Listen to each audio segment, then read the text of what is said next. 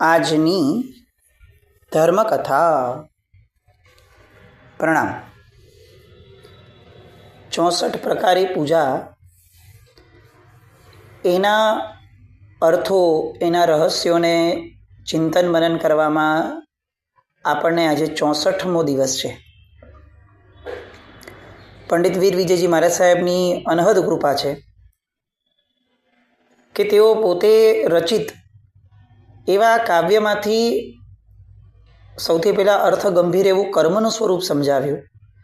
એકે એક કર્મનું એવું સ્વરૂપ કે જે આપણા જીવનની અંદરમાં આપણે અપ્લાય કરી શકીએ, જેના દ્વારા આપણા મનને આપણે હંમેશા વાળી શકીએ કે ભાઈ ઘટના તો બધા હારે બને છે, પણ તું જૈન છે, તું વર્ધમાન સ્વામી ભગવાનને પામ્યો છે, તું તીર્થંકર ભગવંતોના કુળની અંદરમાં અવતર્યો છે, તો પછી તારી વિચારધારા સામાન્ય ન હોવી જોઈએ. તું જન નથી, તું જૈન છે. તારા માથે જના માથે 2 માત્રા છે, દેવ અને ગુરુ, તો તારી પણ માત્રા વધવી જોઈએ. તું બાળ જીવ કક્ષાનો કહી અને તું બધાની જેમ વર્તતો રહીશ તો ભવાંતરમાં તને જૈનનું પરમાત્માનું શાસન, પરમાત્માની વાતો કુદરત કયા બેઝ ઉપર આપશે? તો આ બધી વાતો આપણને પંડિત વીર વિજયજી મહારાજ સાહેબ સમજાવે છે.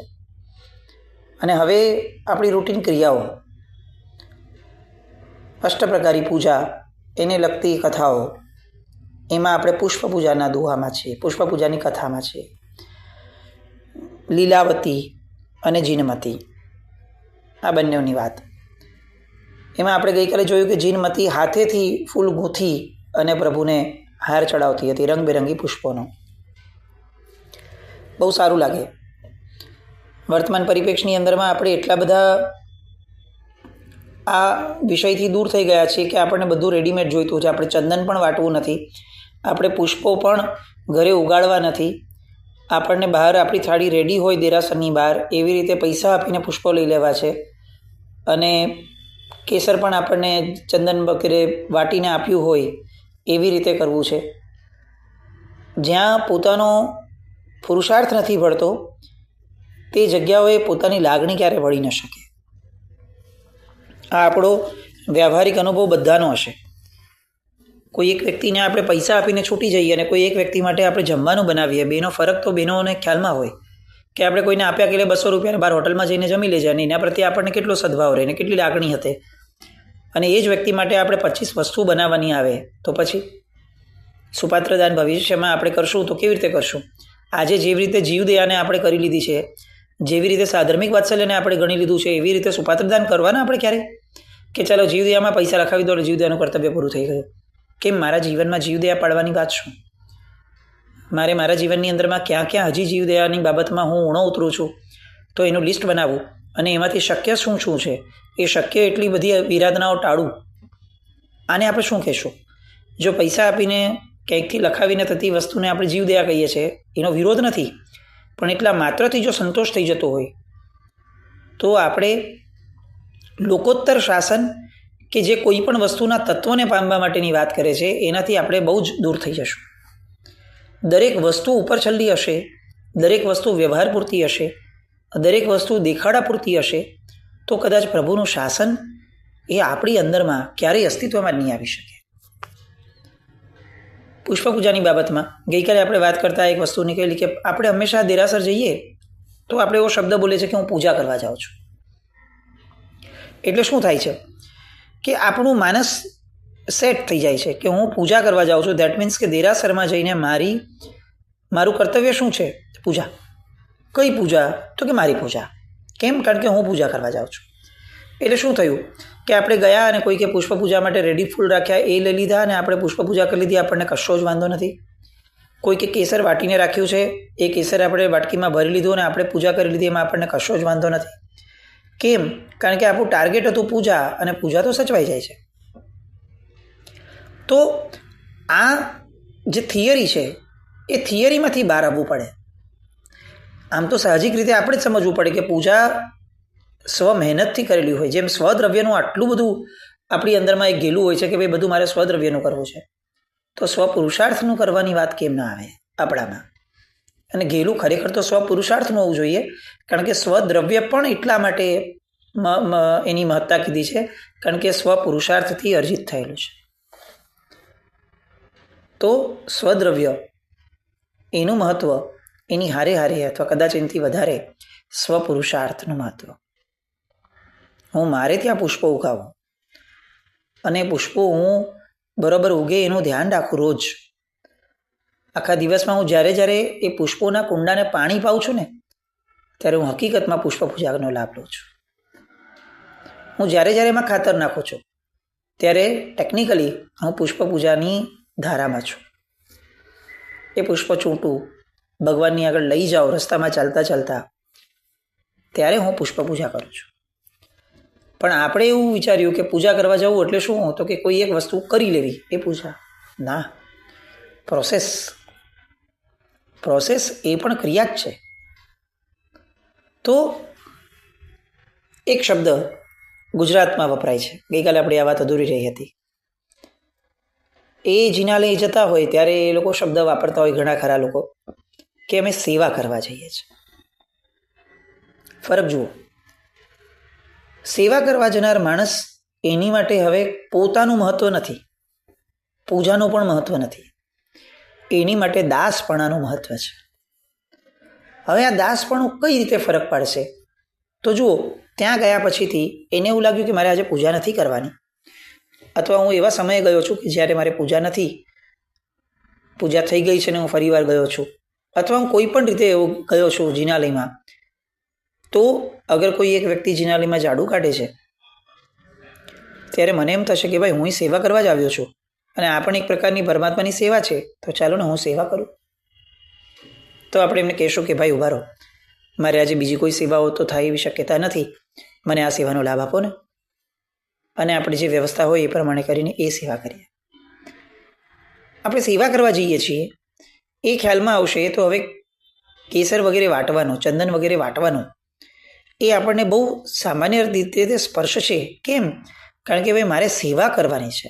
તો સેવા તો આ રીતે હોય કે હું મારું પણ વાટી દઉં અને હજી કોઈકને પણ એકવાર એ લાભ લઉં એમનો કે ભાઈ આ મને સેવાનો લાભ આપો. તમે જે ભગવાનની સેવા કરવા જાઓ છો એ ભગવાનના તમે દાસ થયા અને હું તો દાસનો દાસ બનું, એ મારું કર્તવ્ય છે, તો મને એનો લાભ આપો. ત્યાં જઈશ અને જિનાલયની કોઈ પણ એક વસ્તુ કે જેની વ્યવસ્થાઓ બદલાઈ છે એની માટે હું લોકોને ટોકીશ નહીં કે આ વ્યવસ્થાપકો શું કરે છે, આ આમ નથી, આ આમ નથી, આ કેસર આવું છે, આ આવું છે, આ તેવું છે, અહીંયા આ પડ્યું છે, અહીંયા આ ખોરાબ છે, અહીંયા બાવાઝાડા થઈ ગયા છે.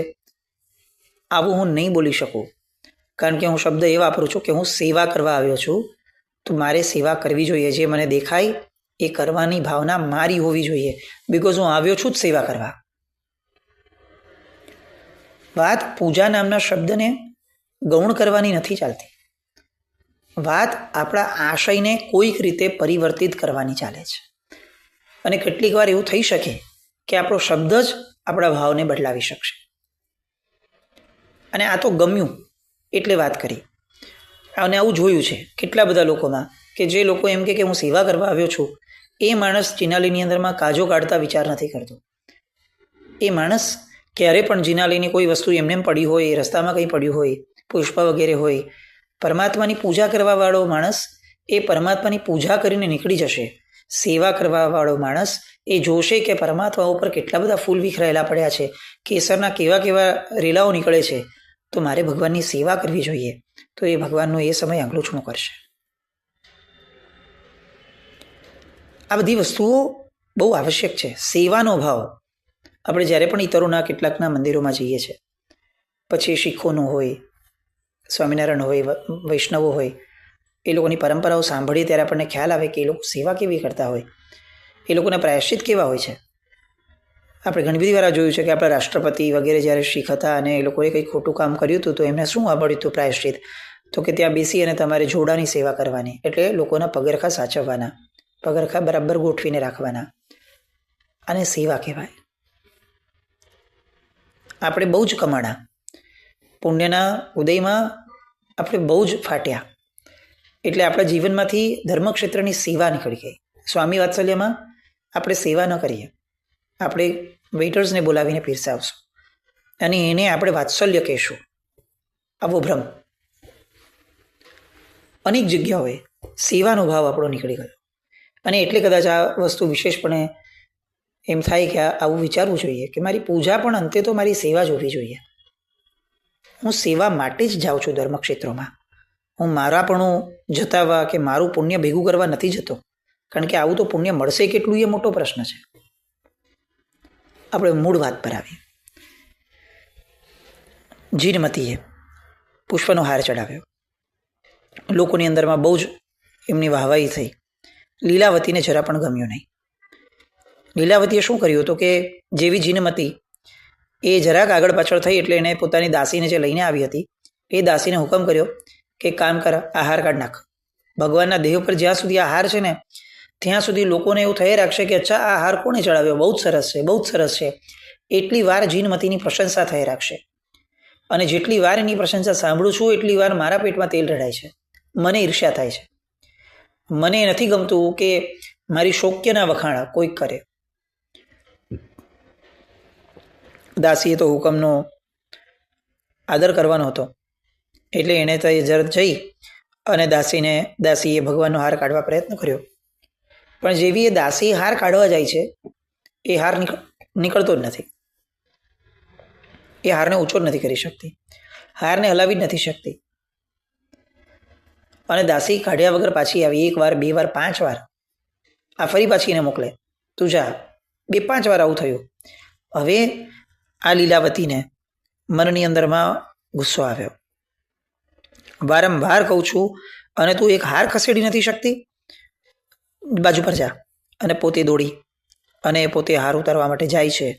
જેવો એ હાર ઉતારવા માટે જાય છે તરત જ એનો હાથ એ પ્રભુના દેહ ઉપર ચીપકી જાય છે.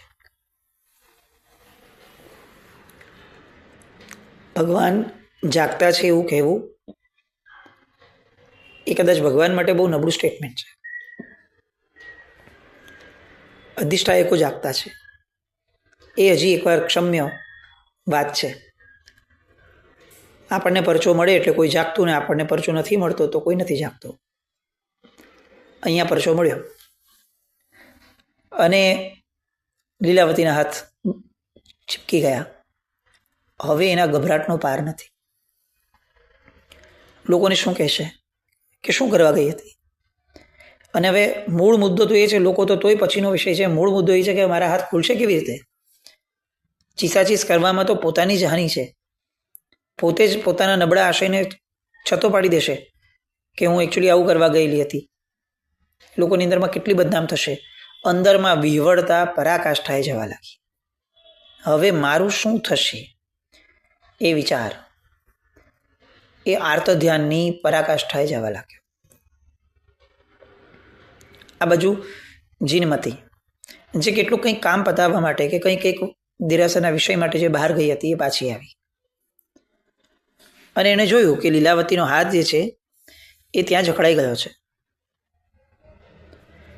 અને તરત જ એણે ત્યાં જઈ અને સાહજિક રીતે લીલાવતીના હાથ ઉપર હાથ લગાડ્યો અને એના હાથને નીચે લઈ લીધો. અત્યાર સુધી જે લોકો માટે તમાશો થયો હતો કે આ લીલાવતીના હાથ ચીપકી ગયા છે, હલતા જ નથી, લોકો પાછળ ઊભા બોલે છે કે ભાઈ શું કરો છો, ખસો ખસો, અને આ ખસવા પ્રયત્ન કરે છે અને ખસી નથી શકતી. એ અચાનક જીનમતીએ જાણે કંઈ જ નથી થયું એટલી સહજતાથી એ હાથને એણે કાઢી લીધા અને હાથ નીચે ઉતરી પણ ગયા પાછા. લીલાવતી બહુ જ ભૂઠી પડી ગઈ. જોનારા લોકો તો આશ્ચર્ય થયા પામ્યા, પણ લીલાવતીને અત્યંત બોઠપ અનુભવાય. જુઓ, જીવની કક્ષામાં ફરક શું પડે. આ એક્ઝેક્ટ સ્પોટ ઉપર આપણે એવું વિચારીએ કે કદાચ અહીંયા જીનમતીએ તો જે કર્યું સહજ હતી. લીલાવતી પાસે કેટલોક સ્કોપ છે. એક સ્કોપ એ છે કે હવે ડબલ જોશથી જીનમતીનું કંઈક નબળું કરે, આવું પણ એ કરી શક્યું હતું. બીજો સ્કોપ એ છે કે એની માફી માંગીને બધું જ કન્ફેસ કરી લે કે જો મારી બહુ ભૂલ થઈ ગઈ, મને માફ કરી લો. આ એક બીજો સ્કોપ છે. અને ત્રીજો સ્કોપ એ છે કે જેમાં એ મનમાં ને મનમાં પોતાના દુષ્કૃત માટેનો એવો ખટકો ઊભો કરે કે જેના કારણે બીજી વાર આ દુષ્કૃત કરવાનું મન જ ન થાય. અહીંયા લીલાવતીએ આ ત્રીજા ઓપ્શનને સિલેક્ટ કર્યો અંદરથી બહુ જ હચમચી ગયેલી હતી, શાંત થઈ ગઈ. કંઈ એવું બી નહીં કે લાઉડ થઈને એણે બધાને કહી દીધું હાય હાય હું કેટલી પાપીની છું, કંઈ જ નહીં. એને એ પાપને, એ દુષ્કૃતને એને મનમાં અત્યંત સંવેદનાપૂર્વક સંવેદવાનું શરૂ કર્યું. અને એનું ભાગ્ય જુઓ, એણે આ નિર્ણય લીધો તો કુદરતે કેટલી સહાય કરી એને કે બહુ જ થોડા સમયમાં, દિવસોની અંદરમાં એક જ્ઞાની ગુરુ ભગવંત આવ્યા. પ્રવચન હતું, બધા ગયા હતા, એ પણ ગઈ. અને અનાયાસે એ ગુરુ ભગવંતે એ આખા પ્રવચનની અંદરમાં પુષ્પ પૂજાનો મહિમા લીધો. આ યોગાનો યોગ નથી હોતો. જીવ જે ઈચ્છે છે ને એને કુદરતે આપે જ છે. એ કમિટમેન્ટ જોઈએ કે જેમાં આપણે આપણી ઈચ્છાને પોતે વળગેલા હોઈએ. આપણે જ આપણી ઈચ્છા માટે ગંભીર ન હોઈએ તો કુદરત કેમ ગંભીર થશે? પણ જ્યારે અહીંયા લીલાવતી પોતે પોતાની ગંભીરતા કુદરતની સામે સાબિત કરે છે, લોકોની સામે નહીં. આપણી પાત્રતા એ જ આપણી પ્રાપ્તિનું મૂળ કારણ છે. આપણો દેખાડો નહીં, આપણું લોકોની સામે ક્રિયા કરવા પણ નહીં. અભ્યંતર પાત્રતા, એના આધારે ઈશ્વર, કુદરત, જે પણ તત્વ જેને કહીએ છીએ, નિસર્ગ, એ બધા એના આધારે આપણને ન્યાય આપે છે.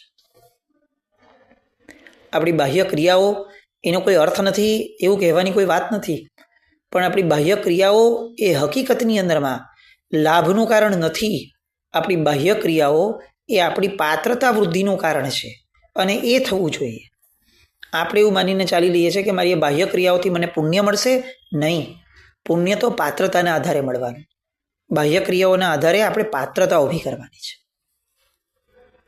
એટલે ક્રિયાઓ કરવા માત્રથી આપણે જો એનાથી આપણે ડિટેચ થઈ જઈએ કે ચાલો મારું કામ પતી ગયું, તો કે ના ભાઈ, તારું કામ તો ક્રિયા દ્વારા શરૂ થયું હતું. ક્રિયાઓ કરીને હવે તારે પાત્રતા ઊભી કરવાની છે એને અનુરૂપ. પછી ઈશ્વર એનું કાર્ય પૂરું કરશે ને ત્યારે તારું કાર્ય સંપન્ન થશે. પણ પાત્રતાનો વિચાર કર્યા વિના ફક્ત ક્રિયાઓ મુશ્કેલ કામ છે. અહીંયા લીલાવતીના જીવનની અંદરમાં પાત્રતાએ એ ગુરુ ભગવંતને ખેંચ્યા કે જે ગુરુ ભગવંતે પુષ્પ પૂજાનો મહિમા લીધો. અત્યંત ભાવિત થઈ અને હવે એ પણ જીનમતીની જેમ નિયમિતપણે પ્રભુની સેવા કરતી થઈ. પુષ્પ પૂજાની અંદરમાં પોતે બહુ જ આગળ વધતી થઈ. પોતે પણ રોજ સરસ મજાના પુષ્પોનો હાર ગૂંથતી થઈ. જીનમતી કરતાં સારા હાર નહીં, પોતાના મૌલિકતાથી સારા હાર. આ બીમાય બહુ ફરક છે. શું થયું તો કે પરમ શ્રદ્ધાળુ શ્રાવિકા બનતી ગઈ. ભગવાનની સેવા એ આપણને અભ્યંતર જગતની અંદરમાં જો એ ખરેખર સેવા થઈ હશે ને તો એ પરિણામ આપ્યા વિના રહે જ નહીં. આપણા લોકોની તકલીફ એ છે કે આપણે 80 વર્ષ સુધી ભગવાનની સેવા, ભગવાનની નજીક રહ્યા છતાં આપણા અભ્યંતર જગતની અંદરમાં કોઈ પરિણામ નથી જોતો અથવા બહુ નહિવત પરિણામ જોઈએ છે. એનું કારણ આ છે કે આપણી સેવા એ હકીકતમાં સેવા નથી થઈ. સેવાના ભાવ વિનાની સેવા છે. શરણાગતિનો ભાવ ક્યાં છે? એ વિધિવત કરવાની ઝંખના ક્યાં છે?